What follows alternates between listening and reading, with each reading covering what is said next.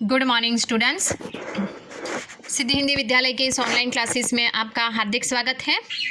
अब बच्चों यहाँ पे 12वीं वाले बच्चों, यहाँ पे हमारा ये जो पाठ चल रहा है, ठीक है, कवि यहाँ पे लेखक का परिचय हम सबसे पहले प्राप्त कर रहे हैं, फणीश्वर नाथ रेणु। हमारा पाठ का जो शीर्षक है वो पहलवान की ढोलक। अब यहाँ पे हम सबसे पहले फणीश्वर नाथ रेणु का जो परिचय प्राप्त कर रहे थे, उसमें आपके पास किताब है तो किताब में उनकी तस्वीर दी है, चित्र भी दिया गया है। इसके साथ साथ मैंने आपको बताया कि उनका जो जन्म साल है वहाँ पे अंडरलाइन करना, मृत्यु कौन सी साल में हुआ, कहाँ कौन से स्थान पे उनका जन्म हुआ, उनकी कुछ एक कृतियों के बारे में हमने देखा।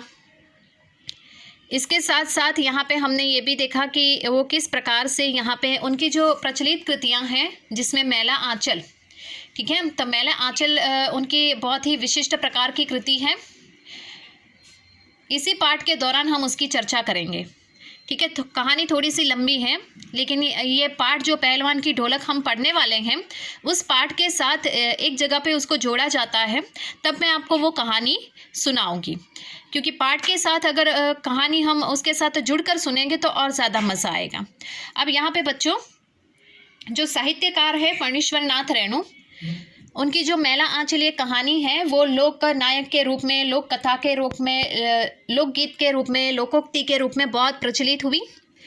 अब यहाँ से करीबन हमारा दूसरे पन्ने से बाकी है, उसको थोड़ा देख लेते हैं।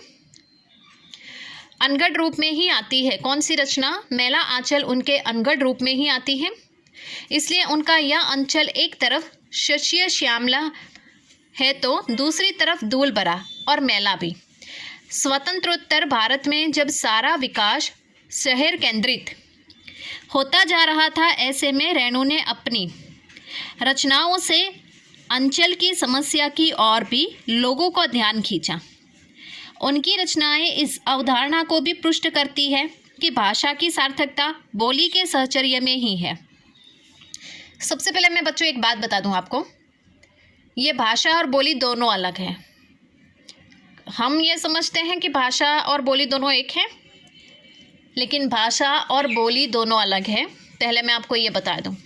आप बोलोगे कि मैडम ये कैसे होगा कि भाषा और बोली तो एक ही है।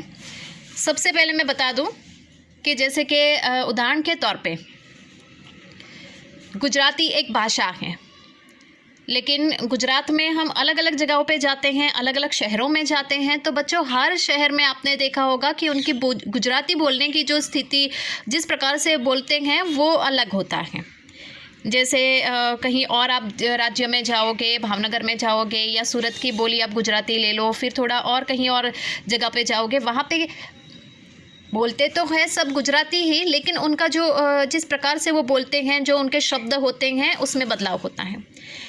समझ में आया? जैसे कि उदाहरण के तौर पर मैं आपको बताऊं कि जैसे कि राजस्थानी एक भाषा है, लेकिन उस भाषा आप देखते होंगे कि राजस्थान में भी अलग अलग शहरों में आप जाते हो तो वहाँ पे भी ये जो भाषा है, जो मारवाड़ी भाषा है, वो अलग अलग शहरों में अलग अलग प्रकार से बोली जाती है।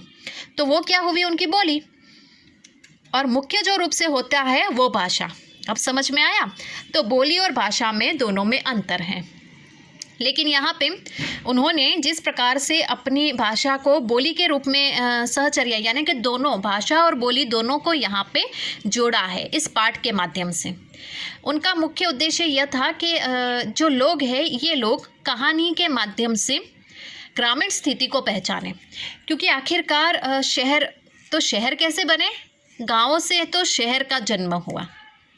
अब हर जगह पे शहर बनते जाएंगे, प्रगति विकास होना अच्छी बात होती है, लेकिन शहर के शहर इस तरह से मतलब बड़ी बड़ी इमारतें बनती जाएगी तो गाँव का तो कोई महत्व ही नहीं रहेगा। और सही मायने में देखा जाए तो भारत की पहचान जो होती है वो ग्रामीण संस्कृति से है, कृषि संपत्ति से है, कृषि संस्कृति से है ना। तो यहाँ पे उनका ये कहने का मतलब था, ये रचना के माध्यम से फणीश्वर नाथ रेणु का, कि लोग ये कहानी के माध्यम से समझे कि ये स्थिति कैसी है, गांव का पूरा वातावरण कैसा होता है। और इंसान देखिएगा थक हार जाता है, तब उस समय शहर में चारों ओर किस प्रकार से आवाज़ें होती रहती है, लेकिन ग्रामीण जो क्षेत्र होता है वहाँ पे जैसे कि सुई की नोक की तरह भी, एक सुई की नोक के उस पर भी यहाँ पे इतनी शांति स्थापित होती है कि एक सुई जैसे ज़मीन पर गिरे तो उसकी भी आहट हमें सुनाई दे। पैरों के चलने की आहट सुनाई देती है, कभी तो हवा तेज़ बहती है तो उसकी भी आहट हमें सुनाई देती है। तो बच्चों, इस प्रकार से उन्होंने कहानी के माध्यम से यहाँ पे ग्रामीण स्थिति कैसी होती है उनका परिचय दिया। ठीक है, अब यहाँ पे बच्चों जो हम पाठ पढ़ने वाले हैं, ये पाठ का भावार्थ हम थोड़ा सा देख लेते हैं। ठीक है, अब यहाँ से थोड़ा और आगे बढ़ते हैं। फणीश्वर नाथ रेणु की प्रतिनिधि कहानियों में, प्रतिनिधि यानी मुख्य कहानियों में पहलवान की ढोलक भी शामिल है। यह कहानी कथाकार रेणु की समस्त विशेषताओं को एक साथ अभिव्यक्त करती है। रेणु की लेखनी में अपने गांव, अंचल एवं संस्कृति को सजीव करने की अद्भुत क्षमता है। एक ऐसा है मानो हर एक पात्र वास्तविक जीवन ही जी रहा हो। पात्रों एवं परिवेश का इतना सच्चा चित्रण अत्यंत दुर्लभ है। रेणु वैसे गिने चुने कथाकारों में से है जिन्होंने गद्य में भी संगीत पैदा कर दिया है, अन्यथा ढोलक की उठती गिरती आवाज़ और पहलवान के क्रियाकलापों को ऐसा सामंजस्य दुर्लभ है। मतलब यहाँ पे विशेषता बताई गई है बच्चों की, जो हम पाठ पढ़ने वाले हैं पहलवान की ढोलक। तो ये पहलवान की ढोलक, ये जो पाठ है, सबसे पहले तो उसका साहित्य प्रकार मैं आपको बता दूं, कहानी है।